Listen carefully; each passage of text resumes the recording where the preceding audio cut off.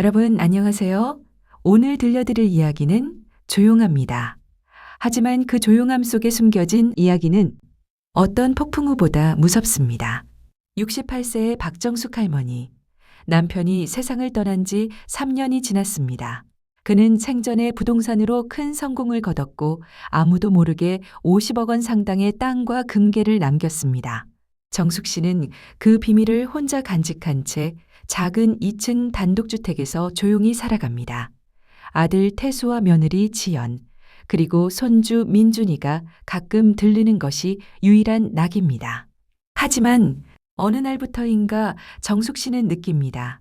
며느리의 눈빛이 예전과 다르다는 것을. 너무 친절하지만 그 친절 뒤에 무언가 차갑고 날카로운 것이 숨어 있다는 것을. 그리고 그날 생일날 모든 것이 시작됩니다. 2024년 10월 15일 화요일 박정숙 씨의 68번째 생일이었습니다. 아침부터 현관문이 열리는 소리가 들립니다. 어머니 생일 축하드려요. 일찍 왔죠? 어머, 지연아, 이렇게 일찍? 태수는? 오빠는 회사 일 때문에 저녁에 올 거예요. 제가 먼저 와서 어머니 생신상 차려드리려고요. 아, 그리고 우리 엄마도 모시고 왔어요. 어머니 혼자 계시면 심심하실까 봐. 지연의 친정어머니 옥자 씨, 67세, 딸만큼이나 말이 많고 활기찬 분이었습니다. 사돈댁 생신 축하드립니다. 우리 지연이가 어제부터 준비한다고 난리도 아니었어요. 미역도 특별히 좋은 거 샀다고 하더라고요. 고맙습니다, 사돈. 같이 앉으세요. 제가 차라도. 아니에요, 어머니. 오늘은 제가 다 할게요. 어머니는 그냥 앉아 계세요. 정숙 씨는 거실 소파에 앉아 부엌에서 분주히 움직이는 지연을 바라봅니다. 뭔가 이상했습니다. 지연의 움직임이 너무 급했습니다. 평소보다 더 신경질적으로 보였습니다.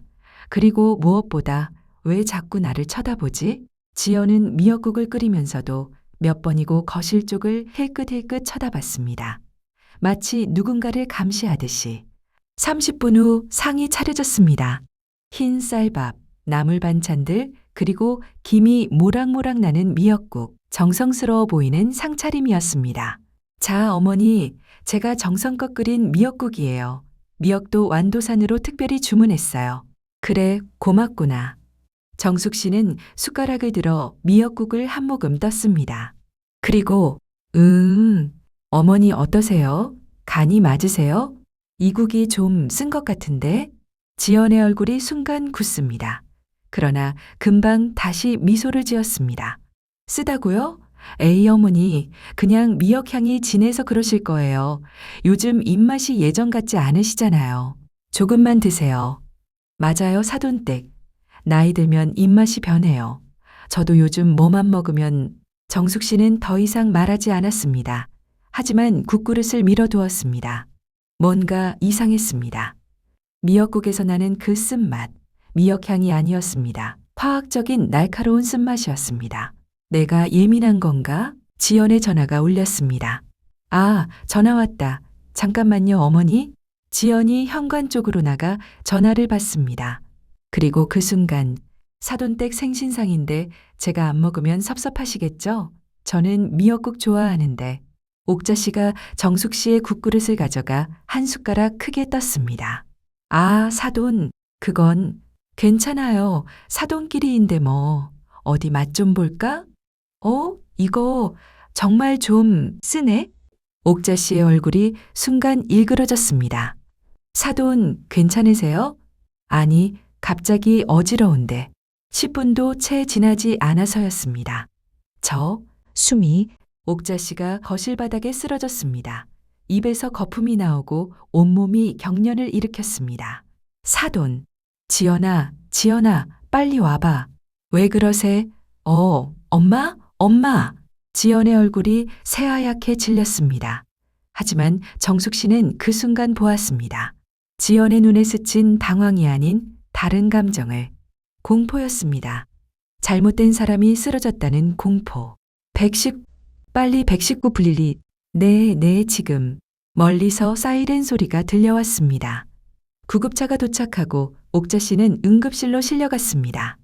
정숙 씨와 지연은 병원 복도에서 기다렸습니다. 침묵이 흘렀습니다. 지연아, 네, 그 미역국 너 혼자 끓인 거지? 지연의 어깨가 미세하게 떨렸습니다. 네, 그런데 왜요? 나도 쓴맛을 느꼈어. 분명히 이상했어. 그건 아마 미역이 원래 약간 쓴맛이 날 수도. 지연아, 나 60년 넘게 미역국 먹고 살았어. 그건 미역 맛이 아니었어. 긴 침묵. 그때 의사가 나왔습니다. 보호자분들이세요? 네, 저 딸입니다. 우리 엄마 괜찮아요? 일단 응급처치로 위세척을 했습니다. 생명에는 지장 없습니다만 식중독인가요? 그게 식중독이라고 보기엔 증상이 특이합니다. 화학물질 중독 가능성이 있어서 정밀 검사를 진행 중입니다. 화학물질 중독. 그 단어가 정숙 씨의 머릿속에서 맴돌았습니다. 내가 그 국을 다 먹었다면 지금 저기 누워있는 사람이 나였을까? 정숙 씨의 손이 떨렸습니다. 그리고 그녀는 옆에 서 있는 며느리를 다시 쳐다봤습니다. 지연은 울고 있었습니다. 하지만 그 눈물이 정숙 씨에게는 진짜로 보이지 않았습니다. 그날 밤 정숙 씨는 잠을 이루지 못했습니다. 계속해서 떠오르는 생각. 내가 죽을 뻔했나? 지연이 설마? 아니야, 그럴 리 없어. 내 며느리가. 하지만 마음 한구석에서는 알고 있었습니다. 뭔가 잘못되었다는 것을. 크게 잘못되었다는 것을 정숙 씨는 서류를 다시 금고에 넣으며 생각했습니다. 사건이 있은 지 3일 후, 옥자 씨는 여전히 병원에 입원해 있었고 지연은 매일 병원과 집을 오갔습니다. 정숙 씨의 집은 너무나 조용했습니다. 초인종이 울렸습니다. 누구세요? 할머니, 저 민준이에요. 정숙 씨는 급히 문을 열었습니다. 10살 손주 민준이가 혼자 서 있었습니다. 민준아, 혼자 왔어, 엄마는? 엄마는 병원 갔어요. 외할머니 병문안. 저는 할머니 보고 싶어서 왔어요. 민준이는 손에 스마트워치를 차고 있었습니다. 그래, 들어와. 할머니도 우리 민준이 보고 싶었어. 할머니, 외할머니 많이 아파요? 응, 그런가 봐. 근데 의사 선생님들이 잘 돌봐주실 거야. 할머니, 왜 그래, 민준아? 그날 엄마가 끓인 미역국이 나빴던 거예요? 정숙 씨는 움찔했습니다. 왜 그런 생각을? 저 그날 밤에 이상한 얘기 들었어요. 이상한 얘기? 엄마랑 아빠가 밤에 주방에서 얘기하는 거 들었어요. 제가 자는 줄 알았나 봐요. 근데 저는 안 잤어요. 민준이는 스마트워치를 들어 보였습니다. 그리고 이거, 제 스마트워치가 자동으로 녹음한 것 같아요. 음성 활성화 기능이 켜져 있어서. 뭐가 녹음됐는데? 할머니, 들어보세요. 저 무서워요. 조용한 거실에 녹음된 목소리가 울려 퍼졌습니다. 먼저 지연의 목소리였습니다. 날카롭고 다급했습니다. 왜 저 여자가 안 쓰러진 거야? 미역국에 분명히 넣었는데 엄마가 어떻게 그걸 먹어? 정숙 씨의 심장이 멈춘 것 같았습니다. 지연아, 제발 이런 건. 입 다물어. 지금 실패하면 우리 못 돌아가. 50억이야, 50억. 당신 어머니 그 돈 갖고 뭐해? 어차피 나중엔 우리한테 오는 거잖아. 그래도 이건 너무 뭐? 우리가 이렇게까지 한 게 몇 개월이야. 치매 진단만 받으면 끝이었는데 왜 그 여자가 멀쩡해? 녹음이 끝났습니다. 정숙 씨는 입을 다물지 못한 채 스마트워치를 바라봤습니다. 50억. 치매 진단. 쓰러져야 했던 사람은 나. 할머니, 엄마가 할머니한테 나쁜 짓 하려고 했어요? 제가 잘못 들은 거예요? 정숙 씨는 떨리는 손으로 민준이를 끌어안았습니다. 아니야, 민준이 잘못 없어. 민준이 덕분에 할머니가 알게 됐어. 민준이를 집에 보낸 후 정숙 씨는 혼자 앉아 있었습니다. 머릿속이 복잡했습니다. 어떻게 내 며느리가 나를... 3년 전 남편 박철수가 세상을 떠나기 직전이었습니다. 여보, 통장이랑 서류들은 2층 안방 붙박이장 안쪽에 비밀금고가 있어. 비밀번호는 우리 결혼기념일. 여보, 왜 이렇게 숨겨둔 거예요? 부동산이 생각보다 많이 올랐어. 그리고 금괴도 아무도 모르게 해뒀어. 특히 애들한테는 당분간 알리지 마. 태수 그 녀석 사업 감각이 없어. 지연이 그 며느리도 난 못 믿겠어. 여보, 당신이 알아서 해. 내가 믿는 건 당신뿐이야. 정숙 씨는 2층으로 올라갔습니다. 안방 붙박이장. 옷들을 치우고 뒤쪽 벽면을 밀어내니 작은 금고가 나타났습니다. 금고 안에는 토지 문서 여러 장, 그리고 금괴 10개가 가지런히 놓여 있었습니다. 정숙 씨는 서류를 하나하나 꺼내 보았습니다. 경기도 일대의 토지, 지금 시세로는 약 45억, 금괴 10개, 약 5억, 총 50억. 이걸 노린 거구나. 지연이가 나를 치매 환자로 만들려고 했던 거야. 그러면 법적으로 판단 능력이 없다고 해서 상속을 가로챌 수 있으니까. 그런데 그것도 너무 오래 걸린다고 생각했나 봐. 그래서 아예 정숙 씨는 몸이 떨렸습니다. 나를 죽이려고 했구나. 그날 저녁 지연이 찾아왔습니다. 어머니, 안녕하세요. 병원 갔다가 들렀어요. 어머니 혼자 계시니까 걱정돼서요. 들어와. 지연은 거실로 들어와 소파에 앉았습니다. 정숙 씨와 마주보고, 어머니, 식사는 하셨어요? 제가 뭐 좀 해드릴까요? 됐어, 배 안 고파. 어머니, 저 사과드리고 싶은 게 있어요. 뭐?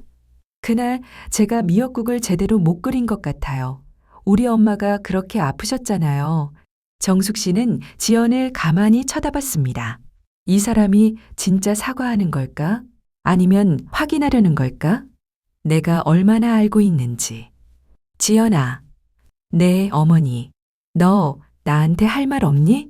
지연의 미소가 순간 굳었습니다. 무슨 말씀이세요? 진짜로 할 말 없어? 긴 침묵. 두 여자가 서로를 바라봤습니다. 어머니, 왜 그러세요?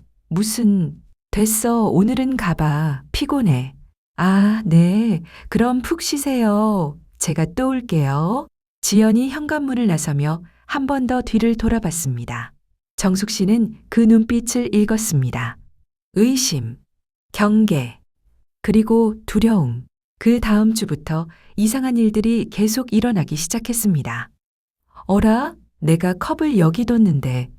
정숙 씨가 부엌 선반에 올려둔 컵이 바닥에 떨어져 깨져 있었습니다. 내가 제대로 안 올려둔 건가? 다음 날, 분명히 여기 안경을 뒀는데 어디 갔지? 그리고 그 안경은 엉뚱하게도 냉장고 안에서 발견됐습니다. 이걸 냉장고에? 하루가 다르게 물건들이 사라지고 이상한 곳에서 발견됐습니다. 열쇠는 화분 속에서, 지갑은 베개 밑에서, 리모컨은 신발장 안에서. 대체 내가 왜? 그리고 어느 날 저녁, 엄마 저예요. 태수야, 잘 왔다. 정숙 씨는 아들이 반가웠습니다. 며느리가 아닌 친아들이니까. 요즘 좀 어때요? 응? 뭐가? 그 건강 말이에요. 지연이한테 들었는데 요즘 물건을 자주 잃어버리신다고. 아, 그게. 엄마, 검진 한번 받아보시는 게 어때요? 검진? 네, 그냥 건강검진요. 나이 드시면 다들 하잖아요. 혹시라도 치매 초기 증상이면 빨리 치료하는 게. 정숙 씨의 등에 식은땀이 흘렀습니다. 치매. 그 단어가 나왔습니다. 나 안 아파. 엄마, 태수야, 너 지연이가 시켜서 온 거지? 그게 아니라 돌아가. 오늘은 이만 가봐. 엄마, 가보라니까. 태수는 어쩔 수 없이 일어섰습니다. 현관문을 나서며 한마디 남겼습니다. 엄마, 우리가 걱정돼서 그래요. 문이 닫혔습니다. 정숙 씨는 주저앉았습니다. 태수까지. 그날 밤 늦게 정숙 씨의 휴대폰이 울렸습니다. 여보세요? 할머니, 저 민준이에요. 조용히 얘기해야 해요. 민준아? 이 늦은 시간에 왜? 할머니, 오늘 또 들었어요. 엄마랑 아빠가 얘기하는 거. 뭐라고 하던데? 할머니를 정신병원에 입원시키려고 한대요. 치매 진단을 받게 하려고 의사 선생님한테 돈을 준다고. 뭐? 그리고 할머니 집 금고 비밀번호를 찾으려고 한다고. 할아버지가 남긴 땅이랑 금이 있다고. 정숙 씨는 입술을 깨물었습니다. 민준아, 녹음은? 네, 이번에도 스마트워치가 녹음했어요. 제가 내일 할머니 집에 갈게요. 엄마 몰래. 조심해서 와. 고마워, 우리 민준이. 할머니 무서워요. 우리 엄마가 이상해요. 괜찮아. 할머니가 있어. 걱정 마. 정숙 씨는 휴대폰을 내려놓고 창밖을 바라봤습니다. 깊은 밤, 어둠 속에서도 정숙 씨의 눈빛은 흔들리지 않았습니다. 이제 나도 준비해야겠어. 다음 날 아침, 정숙 씨는 오랜만에 정장을 꺼내 입었습니다. 그리고 택시를 타고 시내의 한 법률사무소로 향했습니다. 어서 오세요. 예약하셨나요? 네, 10시에 박정숙입니다. 아, 네. 잠시만 기다려 주세요. 잠시 후 정숙 씨는 변호사 사무실로 안내됐습니다. 박정숙 씨, 제가 최영호 변호사입니다. 앉으세요. 전화로 간단히 말씀하셨는데 상속 관련 상담이시죠? 네, 그런데 좀 복잡한 상황이에요.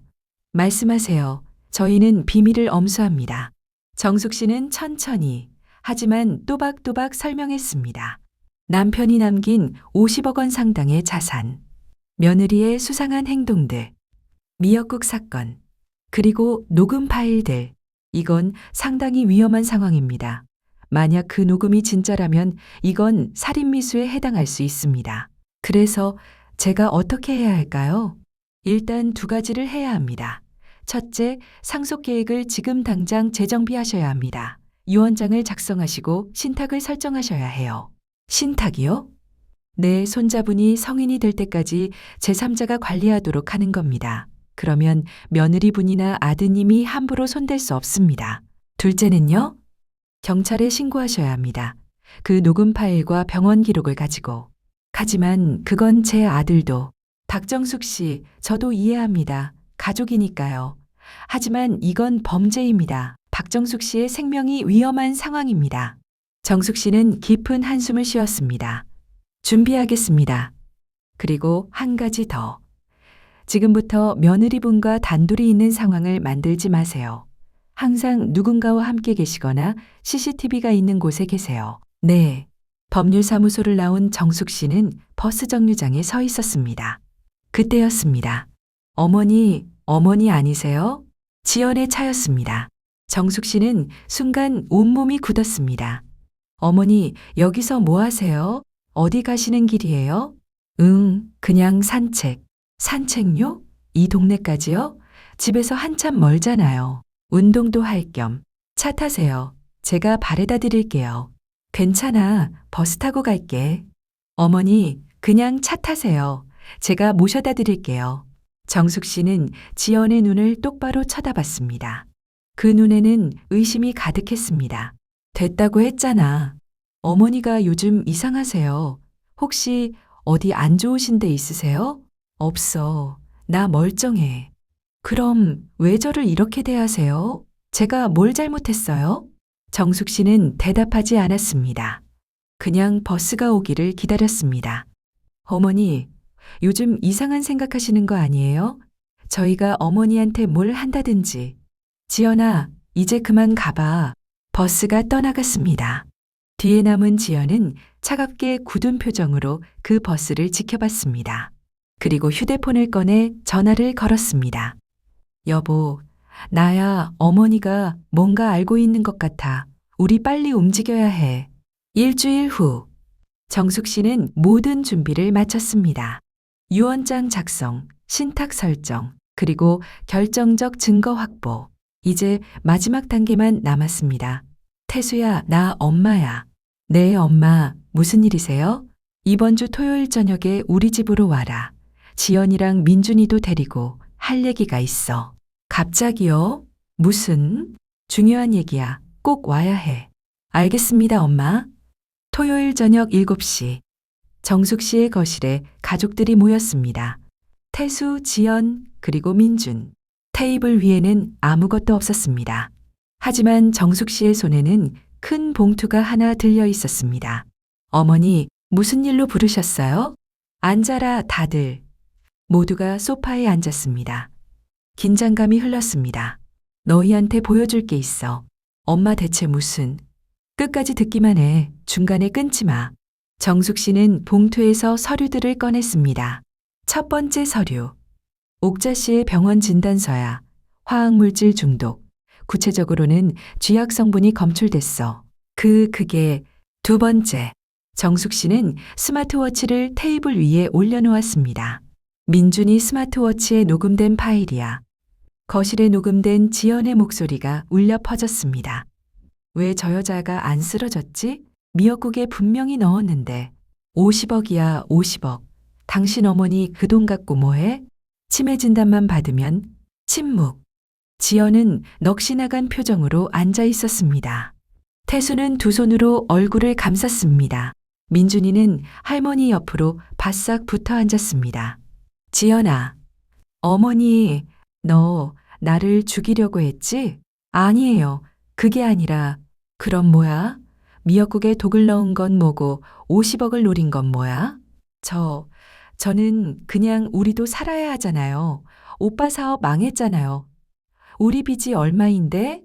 지연아, 당신은 뭐야? 당신도 알면서 못 본 척 했잖아. 지금 와서 놀란 척 하지 마. 태수는 아무 말도 하지 못했습니다. 네가 우리 집 물건들을 이상한 데 숨긴 것도 다 알아. 나를 치매 환자로 만들려고 한 거지? 어머니, 제발. 그리고 뭐? 정신병원에 입원시키려고 의사한테 돈을 준다고? 살려주세요. 제발. 내가 죽었으면 너희 계획대로 됐겠지. 하지만 옥자 씨가 대신 쓰러졌어. 너희 엄마가. 미안해요. 정말 미안해요. 저도 제가 왜 그랬는지. 됐어. 이제 경찰이 처리할 일이야. 현관문이 열리고 2명의 경찰관이 들어왔습니다. 정숙 씨가 미리 연락해둔 것이었습니다. 김지연 씨 맞으시죠? 저는 살인미수 혐의와 사기 혐의로 동행해 주셔야겠습니다. 어머니, 제발 한 번만 용서해 주세요. 나는 너를 용서할 수 없어. 너는 나를 죽이려고 했어. 어머니, 지연이 경찰에게 연행됐습니다. 거실에는 정숙, 태수, 민준만 남았습니다. 긴 침묵. 저도 죄송합니다. 저도 알면서 막지 못했어요. 태수야, 네. 너는 이제 아빠를 선택해야 해. 탐욕을 선택할 거야? 아니면 내 아들을 선택할 거야? 나는 이미 결정했어. 유언장을 고쳤어. 너한테 가는 건 아무것도 없어. 엄마, 대신 민준이한테 신탁으로 남겼어. 민준이가 성인이 될 때까지 변호사가 관리할 거야. 너도 지연이도 손댈 수 없어. 태수는 주저앉았습니다. 민준아, 할머니가 지켜줄게. 너만은 올바르게 자라야 해. 할머니 사랑해요. 지연은 재판을 기다리며 구치소에 수감됐습니다. 살인미수, 사기, 존속살해 미수, 여러 혐의가 적용됐습니다. 옥자 씨는 완전히 회복되어 퇴원했습니다. 정숙 씨는 옥자 씨를 찾아갔습니다. 사돈댁, 정말 죄송합니다. 제 며느리가. 아니에요. 사돈댁 잘못이 아니에요. 그리고 제가 오히려 사돈댁을 살린 셈이잖아요. 뭐라 사과를 드려야 할지. 우리 지연이 제가 잘못 키운 거예요. 어렸을 때부터 욕심이 많았어요. 사돈도 힘드시겠어요.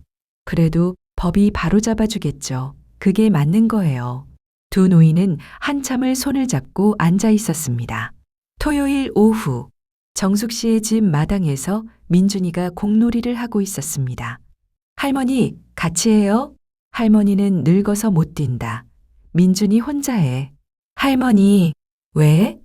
언제 나와요? 정숙 씨는 민준이를 바라봤습니다. 아직 어린아이. 엄마가 그리울 나이. 민준아, 엄마는 한동안 못 나올 거야. 나쁜 짓을 해서요?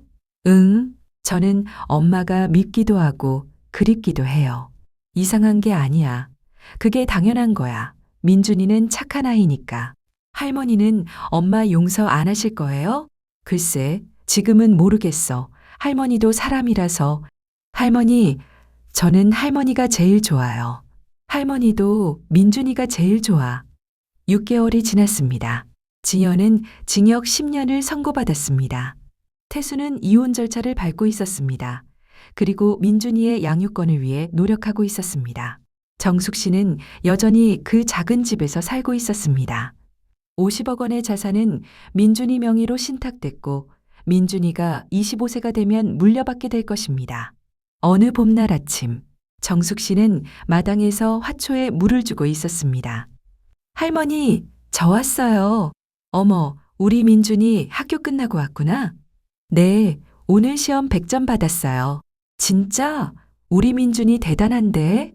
할머니, 저 배고파요. 할머니가 해주는 미역국 먹고 싶어요.